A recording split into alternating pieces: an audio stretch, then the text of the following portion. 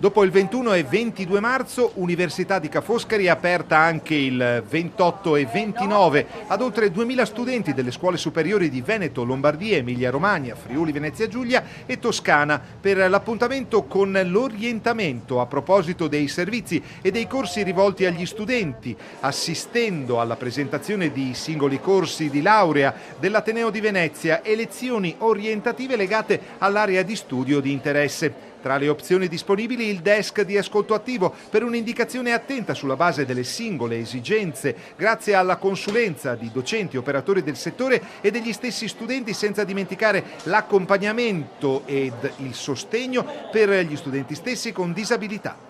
44 i corsi di laurea contemplati, di cui 15 triennali e 29 magistrali, più 14 internazionali con doppio titolo, 30 i master e 6 corsi di laurea ad accesso programmato. Per gli studenti inoltre una buona notizia: Consiglio di amministrazione e Senato accademico hanno concordato di non aumentare le tasse universitarie per l'anno accademico 2014-2015. Le iniziative proseguiranno durante l'estate, garantiremo sempre lo sportello, ma soprattutto dei laboratori estivi di orientamento di gruppo, dove nella formula simile all'Open Day i docenti terranno delle mini lezioni che serviranno proprio ad orientare i ragazzi rispetto a quello che poi potranno andare a studiare. Una novità importante quest'anno sarà la scuola estiva di orientamento, su modello di alcune importanti università. Anche noi abbiamo organizzato una settimana dal 7 all'11 di luglio in cui i ragazzi potranno essere ospiti dell'Università Ca' Foscari a Venezia,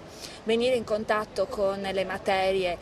oggetto delle nostre discipline, ma anche conoscere la città, conoscere tutto quello che l'Università Ca' Foscari offre sia dentro ma anche fuori dall'aula.